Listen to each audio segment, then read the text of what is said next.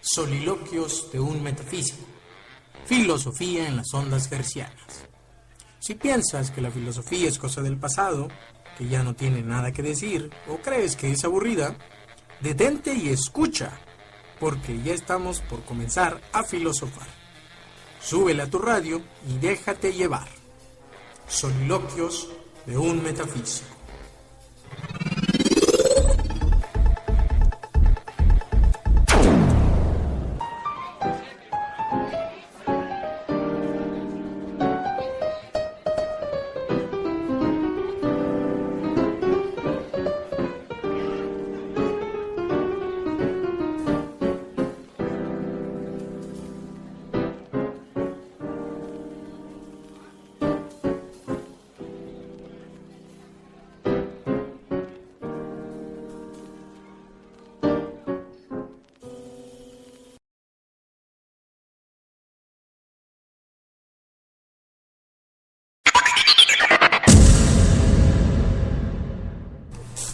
Muy buenas noches, estimados oyentes del programa de Radio Filosófico, Soliloquios de un Metafísico. Como todos los martes y en punto de las 9 de la noche, estamos en un programa más. Bienvenidos y gracias por su amable atención. Les saludo desde la ciudad de Jalapa, Veracruz, México, para donde quiera que nos escuchen, donde quiera que nos sintonicen.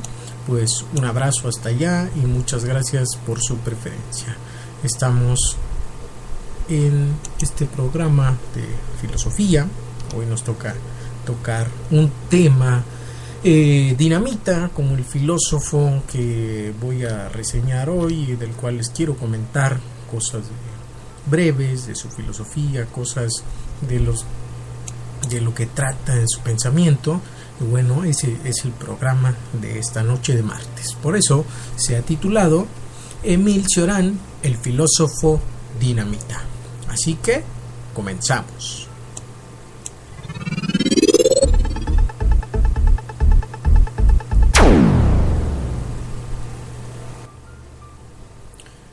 Para comenzar el programa de hoy, y antes de que pase cualquier otra cosa, les quiero recomendar algunas cosas culturales. Como muy bien saben que siempre estoy tratando de llevarles información, de compartirles libros, de compartirles páginas, eventos.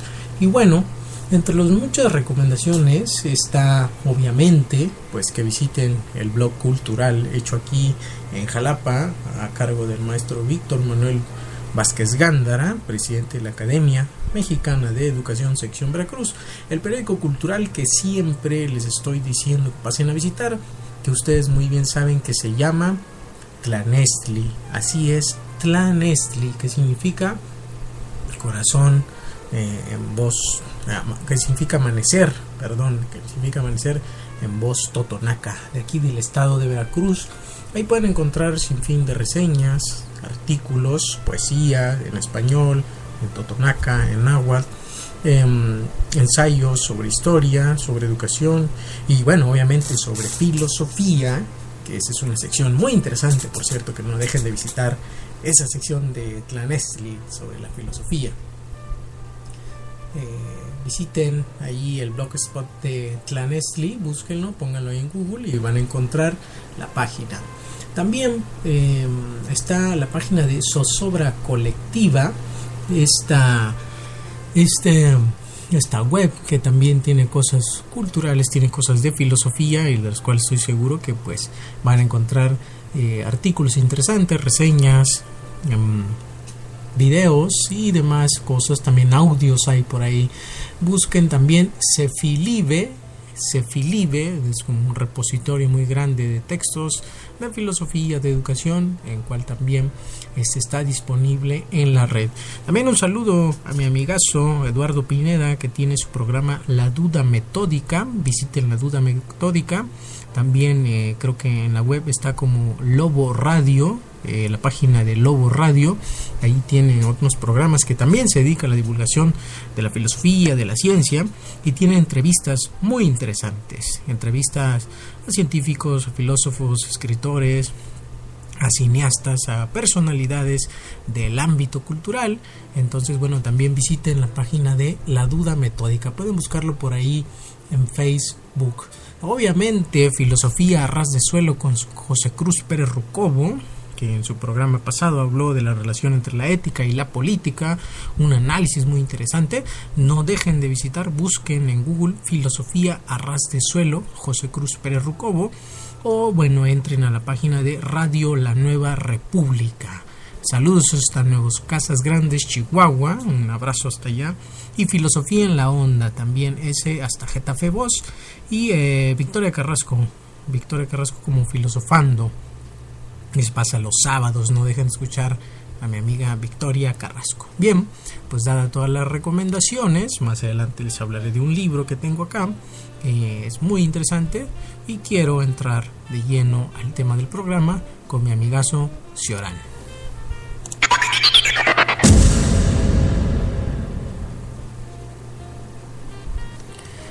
¿Qué les puedo decir de cuando hay unos filósofos que son más que explosivos, que son más que llamativos por su pensamiento, por sus frases, por su filosofía? Entre muchos de esos, y los más reconocidos por la mayoría de los que leen filosofía y también de los no expertos en filosofía, pueden mencionar, por ejemplo, el caso de Friedrich Nietzsche, con esta famosa frase que se ha vuelto casi un eslogan, la de Dios ha muerto. O también René Descartes con su famosa cogito ergo sum, que significa pienso, luego existo. Y bueno, también filósofos como Sócrates con el yo solo sé que no sé nada. Hay filósofos que con una frase se identifican, pero bien, esto no significa que todo su pensamiento sea eso. Por ejemplo, en el caso de Nietzsche, su famosa frase de Dios ha muerto no resume toda su filosofía, ya que hay que recordar que Nietzsche tuvo varias etapas. En unas hablaba de la ciencia, en otras hablaba sobre aforismos, en otra hablaba sobre lo bueno que era escribiendo, con lo bueno que era filosofando, y pues otras hablaba de cosas de ética y de moral. Ojo, no escribía sobre ética, ni proponía una ética ni una moral, hacía más filología de la palabra bueno y malo. Pero bien, ese es otro tema. Entre esos filósofos hay algunos muy interesantes que han llegado hasta nuestros días y que nos prestan su pensamiento para darnos una sacudida no solo mental, sino existencial, como puede ser el caso también de Jean-Paul Sartre, Simone de Beauvoir, Albert Camus y todos los existencialistas. Pero entre esos hay uno que llama mucho la atención porque su forma de hacer filosofía, de estar presente en la filosofía, es radicalmente distinta a lo que conocemos como un filósofo tradicional. Un filósofo tradicional sería aquel que se empeña en toda su vida en buscar la verdad según una definición etimológica y también en hacer pues unos postulados que lleven a la consecución de una postura racional a la cual se le pueda achacar la autoría, ¿no? Regularmente los filósofos que trabajan de esta manera pues se desenvuelven en la academia, se desenvuelven en diferentes ámbitos, tratando siempre de explorar todo este bagaje de su pensamiento para exponerlo después a la academia o a la sociedad. Regularmente pasa así. Si nos enfocamos en aquellos filósofos que hacen grandes tratados, como por ejemplo Suárez o Baruch Spinoza, o como aquellos filósofos que hacen más cosas sencillas y tal vez literarias, por ejemplo Søren Kierkegaard, o también no sé, Jean-Paul Sartre, que escribió novela, aunque tiene un tratado muy grande, o en el existencialismo es un humanismo, el pequeño articulito, donde plasma las ideas generales de todo su pensamiento y toda su filosofía. Pues bien, en ese panorama se gesta filósofos que van siempre contracorriente. ¿Eso qué significa? Pues que están en contra de hacer filosofía en ese tipo, y para ellos lo más importante es ser radicalmente distintos. Es el caso del filósofo del cual les quiero hablar hoy, que se llama Émile Cioran. ¿Quién fue Émile Cioran? Bueno, pues fíjense que este compañero nació allá en 1911. Es más bien rumano, nació en este país, pero se nacionalizó francés, y bueno, su obra está escrita en francés por algunas cosas, y que al fin y al cabo él terminó pues diciendo que pues era más difícil, era en romano, y bueno, optó el francés para divulgar y para darse a conocer. El pensamiento de Cioran se ha considerado por la crítica como extremista, pesimista e incluso nihilista. Bueno, pues ¿qué significa ser nihilista? Vaya, nihilista, hablando filosóficamente, se puede considerar en que pues no cree en muchas cosas, que niega que haya una existencia salida del algo ahí, y está en contra de esta parte de la creación. Pero lo más gracioso es que como ataca a la filosofía, ataca a la religión, al hombre, al amor, a la muerte, con sus famosos aforismos. Él tiene bastantes publicaciones en donde su forma, su pensamiento está expuesta en aforismos. Él detestaba el método, también detestaba la forma en que se hacía filosofía con tratados, y bueno, para ser contestatario se inventó los aforismos, aunque bien eso ya tal vez Nietzsche lo había utilizado antes y alguno que otro filósofo en la antigüedad. Pues fíjense que Cioran estudió filosofía en Bucarest. Ahí escribe una tesis sobre Bergson. Después anda por ahí en varios países, anduvo en Alemania, en Francia, obviamente. Fue profesor de filosofía y en 1937 llega a Francia. Está allí en París y bueno, ahí desarrolla la mayoría de su filosofía, desarrolla la mayoría de sus textos. Él comienza escribiendo en su lengua originaria, el rumano, pero ya luego cuando se traslada a Francia cambia su escritura y adopta el francés para poder expresar su pensamiento, para poder expresar y que fuera más entendible, o por obvias razones, lo que él quería decirle pues al mundo, a la sociedad y a la filosofía específicamente. Tiene muchos libros y sus libros son muy llamativos. Es un caso muy particular porque como Nietzsche es un filósofo dinamita, y con dinamita queremos decir que su pensamiento es radicalmente explosivo y llega y rompe las cosas sin permiso. Entre los muchos libros que tiene puedo mencionar uno que se llama En las cimas de la desesperación, publicado en el año de 1934. También está otro titulado El libro de las quimeras, de 1936, uno famoso, De lágrimas y de santos, de 1937. También está El ocaso del pensamiento, de 1940, y uno que se llama Breviario de los vencidos, escrito durante la ocupación nazi en París. El más revolucionario y al que más le gustó a la crítica fue este primero, En las cimas de la desesperación. Aunque el más fuerte fue de Lágrimas y Santos, obviamente por el tema, el que provocó un gran escándalo en la gente que lo leyó, pero también pues reclamó la atención hacia la filosofía de Cioran y la forma en que exponía su pensamiento, como les he dicho, en aforismos. Un poquito más adelante les voy a estar compartiendo unos aforismos para que se den cuenta en la manera que él expone radicalmente su forma de ver la filosofía y muchos temas. Él escribe bastante, tiene una producción inmensa, harta, hay un aluvión de texto, hay un aluvión de ideas que salen, que fluyen de Cioran. Y bueno, hay otros libros, por ejemplo, los títulos son muy llamativos de él. Hay uno de 1952 que se llama Silogismos de la Amargura. Nada más el título ya es dinamita. Silogismo de la amargura. Se está burlando de la lógica y de la existencia. ¿Cómo puede haber un silogismo de la amargura?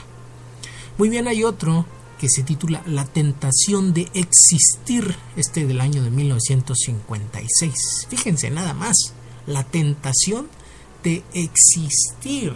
El título es radicalmente distinto, llamativo, y claro que ya dan ganas de leerlo y saber qué es eso de la tentación de existir. Aunque ya les dije que él escribe en aforismos y básicamente no va a ir argumentando muchas cosas, sino va a ir aventando frases fuertes, radicales, dinamitas explosivas que nos harán sacudir el pensamiento y nuestras creencias más firmes. Hay otro que se titula La caída en el tiempo del 64, y hay uno que a mí en particular se me hace muy gracioso. Casualmente a mí Cioran, en vez de ponerme triste o pesimista, me hace reír por todas las cosas que dice, ¿no? Se llama Del inconveniente de haber nacido, del año de 1973. Todos los libros de Cioran son un ataque directo a ideologías, a la religión misma y la filosofía. Dice, este es el blanco de Cioran, el ataque entre estos grandes relatos que guían la vida de algunos humanos y que guían también la forma de entenderse, pues, de la interrelación que se tiene con los otros. Cioran lo que hace es estudiar filosofía, claro, esgrimir argumentos para entender la filosofía, claro está, pero expone su pensamiento de una manera muy interesante en aforismos que van directo al grano, como se dice, directo al punto. Y estos ataques que hace, bueno, son hacia la filosofía misma. Lo vemos en el texto que se llama Silogismo de la Amargura. O sea, ¿a quién se le había ocurrido poner un título así, un silogismo, burlándose descaradamente de Aristóteles, el creador del silogismo científico, y luego ponerle de la amargura? Obviamente también enfándose, atacando al existencialismo desde Kierkegaard, casualmente, que trata el tema de la amargura y la desesperación, hasta llegar a Heidegger con todas estas cosas del ser ahí arrojado en el mundo, de la desesperación, de la imposibilidad imposibilitante de la existencia, a través del análisis del Dasein y del Dasein. Pues bueno, Cioran con sus títulos llama la atención. Su vida y obra, han analizado o analizaron estos convencionalismos y los ataca. Aunque a él le disgustaba que le dijeran filósofo, yo en ese caso estoy de acuerdo con él. Esa palabra de filósofo es muy difícil de llevar, es algo radicalmente fuerte a lo que hay que atenerse, pero cualquiera ahora ya quiere utilizar la palabra mi filosofía de vida, soy filósofo, porque estudia una licenciatura, aunque bien no sepa la diferencia entre el ser o el ente, ni qué significa el catalogón, pero ya ese es otro asunto que otro día hablaremos. Pero bien, está en contra de la palabra filósofo porque es una creación del humano. Entonces, él se prefiere llamar como pensador orgánico, porque habla más del acontecimiento vivido, o el acontecimiento vivido o intelectual aprovechando moldear una forma conceptual. El estilo de Cioran escapa de los convencionalismos de la filosofía, de los silogismos, típicamente de los filósofos, buscando más la apertura, la manera libre de expresar y más literarias, incluso llegando a bordear con los lindes de la poesía, por eso es más literario muchas veces. Incluso esta forma a mí me agrada mucho, me hace reír, me agrada, porque dice cosas que a veces es más difícil argumentar con un silogismo, dos premisas, una conclusión, el silogismo más básico, el modus ponens, donde Cioran expone de manera muy concisa a través de una forma literaria una idea que alguien se tardaría en desglosar, 20, 30 cuartillas, ¿no? Cioran en eso tiene pues bastante de qué admirarle, porque utiliza esta forma estilística, 1, para burlarse de la filosofía, 2, para atacarla, y 3, para demostrar que su pensamiento es radicalmente originario, fuerte y crítico. Es muy ácido en algunas frases y además es también muy fuerte. Hay estudiosos que tratan la obra de Cioran tratando de ver un método, tratando de ver los pasos que haya seguido, o incluso tratando de verle una estructura. Y yo siempre les he cuestionado si Cioran mismo decía que estaba en contra de eso, ¿por qué lo vamos a encasillar en ese corset? Pero esos son temas de academia y nunca acabaríamos de discutir Cioran y la academia. Pero radicalmente él estaba en contra de eso, de cualquier atadura. Él tenía en los textos se muestra, crítico con el humano, porque cree que esencialmente somos malos. Y obviamente esto lo encaramos, no lo encaramos, lo ocultamos. Y esto hace diferente, que seamos diferentes, que no nos mostremos tal como somos, y eso causa un problema obviamente de sociabilidad. Estamos siempre buscando la manera de ocultar lo que somos, de nuestras malas intenciones, diría, ¿no? Y en ese sentido Cioran va siempre muy al punto, siempre atacando y evidenciando la maldad del hombre, y obviamente por eso él va más sobre la amargura y el pesimismo, para señalarla con el dedo, ni siquiera solamente hacer mostración, hacer dexis de la maldad, sino señalarla, ¿no? Hacer apodexis. Y bien, hay una frase que les quiero compartir que dice así, se darán cuenta la forma del aforismo. Dice Cioran: mi misión es matar el tiempo, y la del tiempo es matarme en su turno a mí. Qué cómodo se encuentra uno entre asesinos. A mí esta frase es de lo más divertida y además de lo más fuerte. Lo primero a mí que me da risa, pero eso no significa que tenga este sarcasmo y este cinismo fuerte de Cioran para evidenciar la existencia misma, ¿no? Muchas veces dice: ¿qué estás haciendo? Matando el tiempo, pero casualmente el tiempo también está acabando contigo porque hay una inacción.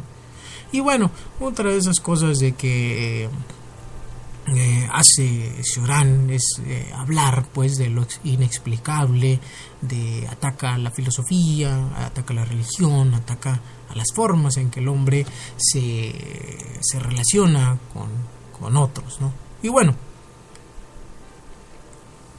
en este sentido hay otra frase que quiero compartirles, otro aforismo, ¿no? Que dice así: una civilización se destruye solo cuando se destruyen sus dioses. Esto es muy llamativo. Nos está diciendo, ¿no?, lo que ya sabemos, esta necesidad de la metafísica natural, es de que nos hablaba Kant allá en su crítica de la razón pura. La metafísica como religión es necesaria, pero no es demostrable. Y aquí Cioran nos está diciendo que la civilización se destruye solo cuando se destruyen sus dioses. O sea, no vamos a poder destruirnos y eso nos causa un gran problema. Pero bien, hay otro que quiero comentarles antes de irnos al corte musical, y después les voy a comentar un libro precisamente que trata de este tema. Cioran dice: el amor es ese afecto desengañado que sobrevive tras un instante de baba. Cioran tiene esta característica de pegarte en la cara y aún así demostrarte que estamos mal y te hace reír, aunque algunos se lo tomen muy en serio, esto del pesimismo y el nihilismo. ¿Qué nos está diciendo del amor? Cioran se está riendo de nosotros, ¿no? Es ese afecto desengañado que sobrevive tras un instante de baba, sobrevive tras la epogea, tras el asombro, pero ahí estamos, ¿no? Estamos, es lo que nos está diciendo Cioran. Esto lo quiero, ahí mezclar con un poco de el libro que quiero reseñarles de una persona que conocí, una autora que precisamente habla del amor, que se llama Estefanía Licea. Habla en su libro El amor es un plato que se sirve crudo. Les voy a explicar las líneas generales, que también me gusta mucho la prosa fluida que tiene, y además los sarcasmillos que avienta, y también la forma en que aborda lo que es el amor. Me gusta porque puedo relacionarlo con lo que Cioran habla, y precisamente más con esta frase que acabo de leer, aunque obviamente la autora va por otros linderos, pero hay una guía ahí símil que me gustaría meter a Cioran solamente con el punto del amor, porque obviamente la autora tiene otras características, su libro también, y va a otros derroteros. Aunque Cioran, como filósofo dinamita, se dio a exponer, hizo presencia en la filosofía y en el mundo por su forma radical y fuerte de tratar los temas filosóficos y la crítica que tiene. Hoy, en esta noche de martes, estamos hablando de Cioran, el filósofo dinamita, comentando su vida y obra. Pero para que sigamos degustando de las mieles de la filosofía de Cioran y de la dinamita que es él, vamos a darnos un respiro y a disfrutar esta música sabrosona. Pues vámonos con el jazz.